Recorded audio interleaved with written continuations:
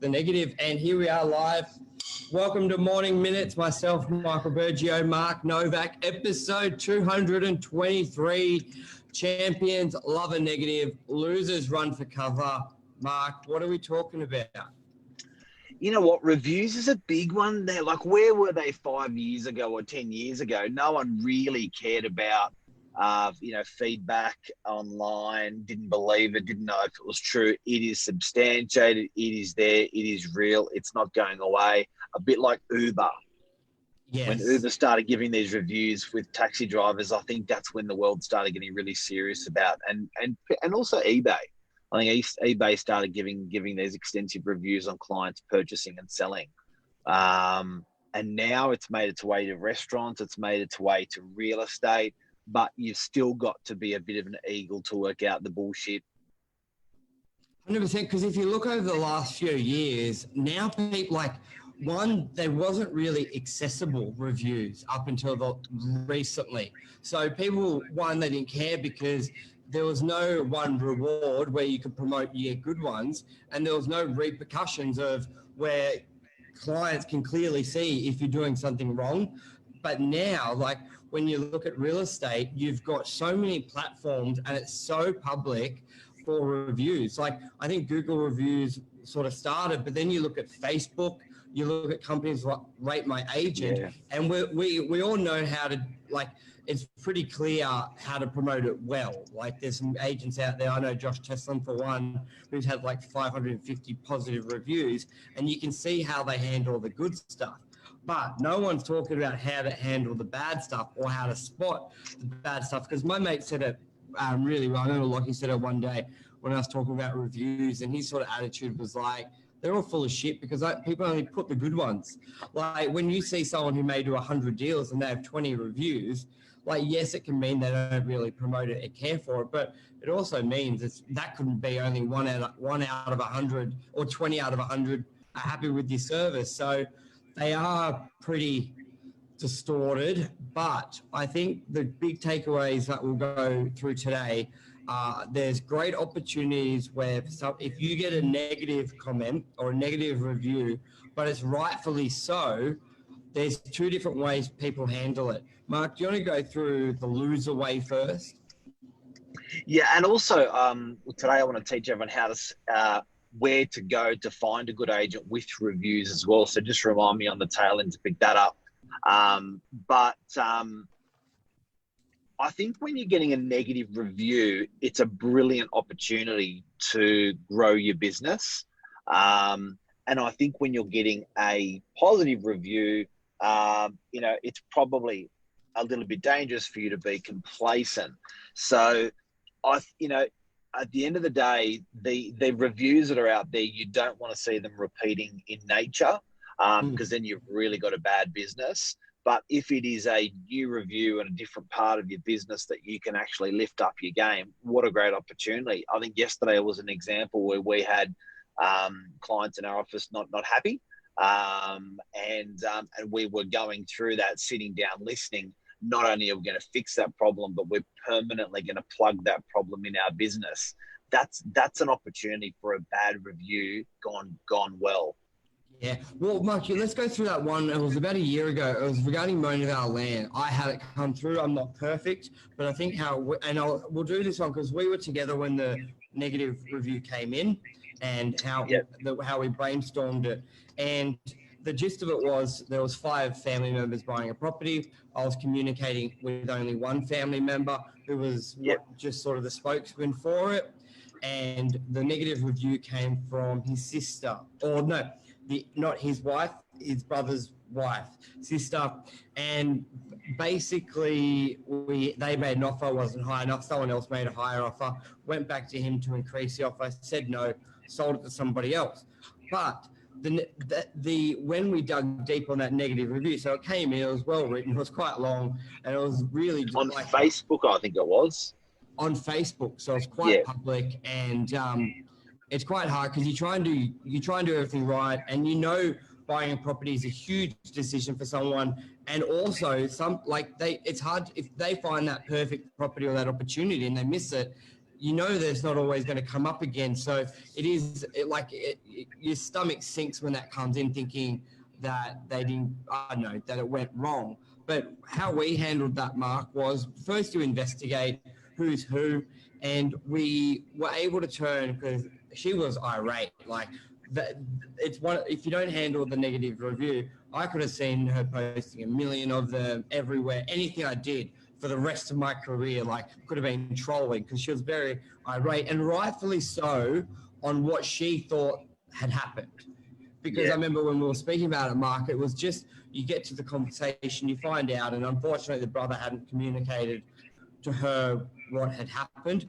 And then even though they were still angry, they were understanding, and it turns. And that way they would still, and they've inquired on another property through me. So handling that negative allowed them to see another property through me. They didn't buy it, but it just stops it. It just stops it. And I think a lot of people run from it, don't they, Mark?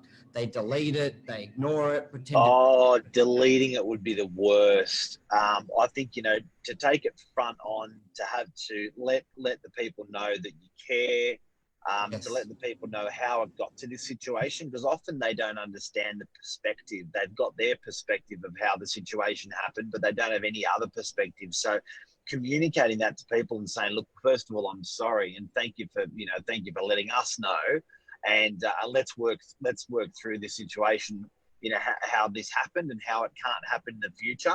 At the end of the day, it's always our problem. Do you know what I mean? So any review that we're getting, it's never the customer's problem. It's our problem. Even if the customers make a mistake, that's our problem, because we didn't help them, assist them, direct them in the right way, which led them to making the mistake. Do you know what I mean? So at the end of the day, it's just a massive learning curve for people. And I think that's that mindset, Mark. That's that key mindset. It's our problem. It's our mistake. A lot of people go, well, they misheard it. They did that. We're here to serve people, and in customer service, the customer is always right, and we've got to take that onus. And I think a lot of people get stubborn, like, well, that's your problem, that's your fault, and they move on. So I think that's the biggest thing. In business, it's not my department. Yeah. Where people quarantine and off and go, oh, well, if that part of the business is failing or not doing well, it's not my problem. And it actually is, because that shit gets slurred over everybody. So at the end of the day, the business attitude is we're all, we are, a bit like COVID, we are all in it together. So I think that in a business, like particularly with sales or property management, you'll get, a salesperson will say, look, that's not my problem, that's property management. And wonderful businesses, the salesperson say, well, that is my problem. That is property management. Because if you're good enough to take the good business out of property management, as in sell something, you've got to be good enough to help with bad business that comes out of property management as well. So, I think part of being a good business operator and negative reviews, be it a restaurant, be it if you're in the garbage business, be it whether you're in real estate, be it whether you're a lawyer, I think even when it's not your strain of the business or part of the business where a negative review is coming from, I think great business people will actually take that to heart and take responsibility as well, even if it's not their department. Because I think it's very important. Look at it this way. You go to a restaurant and let's say there's a chef that cooks the mains and a chef that cooks the desserts, and you have a rubbish dessert. When you leave that restaurant, you just say the restaurant was crap. No one goes, oh, it's the dessert that was crap, but the main was great. Like they just give it a blanket review on the whole thing. Same in real estate. No, they're rubbish. They screwed me. Oh, and no one really digs deep and go, okay, was it the sales or the property management? Okay, property management. Okay, I'll still use that sales agent.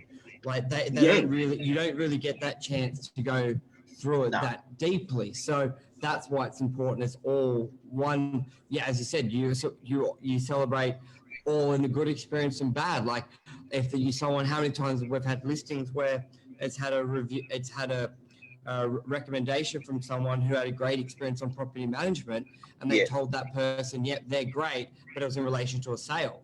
They rarely go, oh, it was the property management side, great, don't know the sales, or like you've got to take the good with the bad.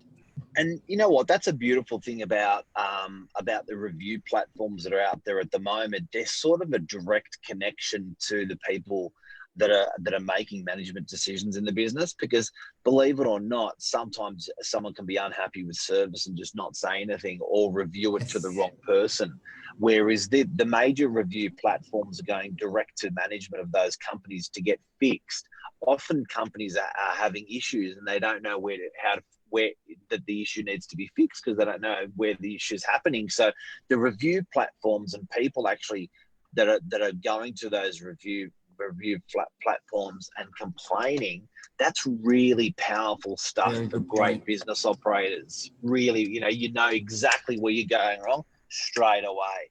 Yeah. So we've got at the bottom of all of our emails. I was going to say, yeah.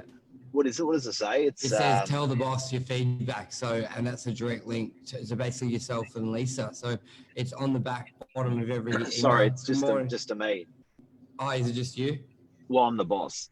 Yeah, you're the boss. Lisa's online. Lisa's on. Lisa, have you heard that? Yeah, did you get that?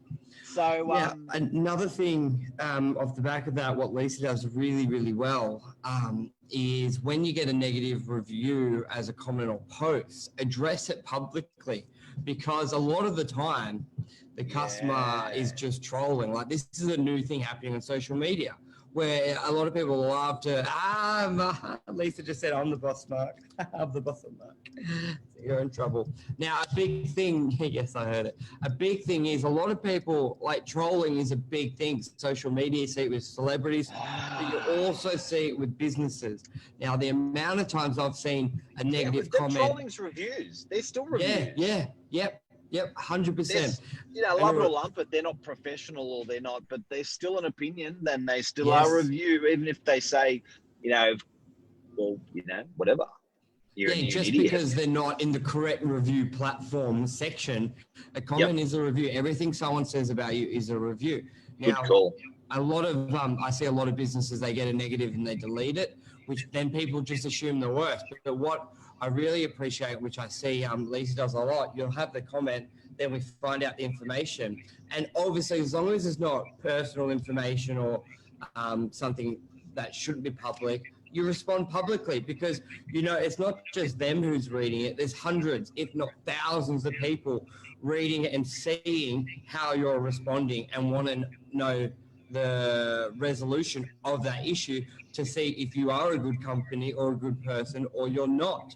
And a lot of the times I've seen it where it's like they've said something and then the evidence comes out and then they just shut up or they delete it because it puts them in the place. But then you see people comment after it like, good to know, or that's great. Like, I've had a lot of feedback from people commenting on feedback. Thank you for your opinion. Yeah, yes. Thank you for your opinion, rather than, but look, the reality is we've got probably, if we're managing 3,000 landlords and tenants, 1,500 tenants, 2 to 3 tenants in each property, there's probably 5,000 tenants current that we're managing out there, and we're managing all. And often when these guys move out, there's work to be done, and that's a hard story to tell a tenant. That, look, we need you to take your money out of your back pocket and fix this because it wasn't like that when you moved in. It's a real arm wrestle for a lot of rental properties when people move out. Those people have opinions. Those people have reviews. They are always negative. But what we try to do is be very, very evidential, very factual in what's out there. So you may have seen that sometimes you may see something online from us saying, look, we didn't get our bond back. Yes. And we have no problem at all with putting the evidence online. So if it is actually the person that's moved out of the property that has basically dirtied the carpet, we will put the photos on the review online and say, look, we're very sorry that this has happened, but these are the photos from when you moved out of the carpet, and this was the landlord's decision. So again, not just saying, like, being very factual, being evident, a lot of evidence, and addressing what people's concerns are. Diplomatic and be respectful. That's what Lisa's written. Yeah, super. Okay, what Super. about positive ones? So we covered the negatives and responding to it. Like the takeouts of that are respond, get to the bottom of it. As I think it was Michael or Andrew said, solve the issue. Like they're giving you an opportunity to make amends instead of just thinking in the back of their head, like, I hate them, I'm never using, they're rubbish. No, never using them. They're giving you a lifeline to make up for it. So take it is the biggest takeout. Take Yep. take it.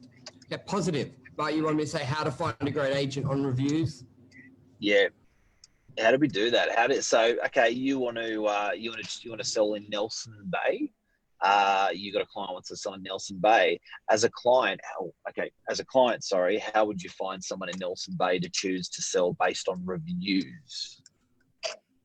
So a big thing would be you look at realestate.com, see what they've sold and how many. Now, you can be very fortunate if they've sold a couple of properties recently, like within probably a 6-week period, because most settlements are 6 weeks. Hey, Tybate, good to see you on. I would probably just go knock on the door personally. Like that's a really strong way. So if they've sold a house a week ago, they're not. Old-fashioned. Yeah, more often than not, the person is still living there because settlements are 6 weeks. However, but how would you do it online from the comfort?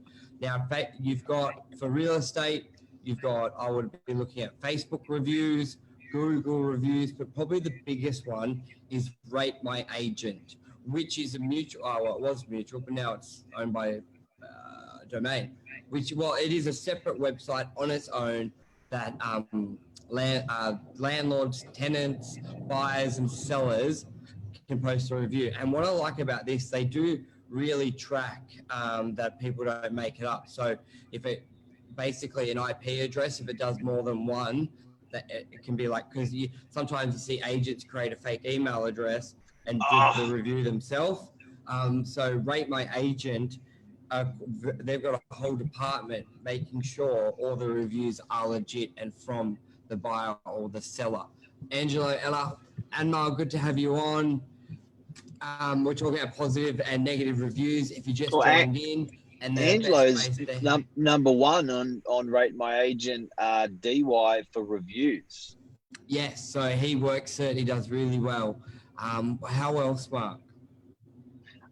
So if I was looking for an agent based on reviews, I would be trawling. First of all, I would see how they're reviewing themselves on their own social media. So Instagram, Facebook, and LinkedIn.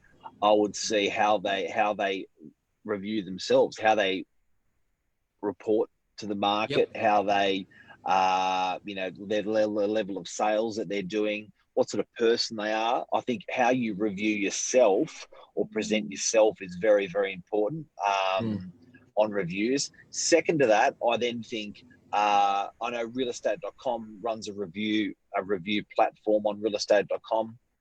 Rate My Agent runs a review platform on Rate My Agent. And just on that, Admiral just said now mortgage brokers are on Rate My Agent. Breaking news. I hadn't heard that before.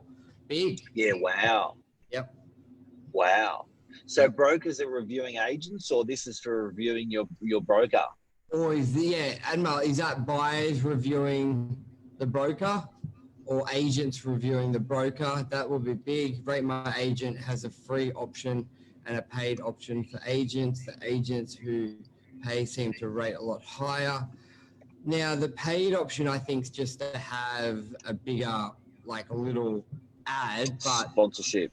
Yeah, sponsorship. But it is based on the transactions. So if you're a consumer, keep an eye out, because a well-branded Rate My Agent ad is often paid by the agent, the branding side of things. The position of it is undisputed. You can't pay to get a higher position. Yes. But I think if we look at Anmal's comment there, I think the agent is treating themselves much more serious, so serious that they're willing to sponsor themselves on a well-branded ad.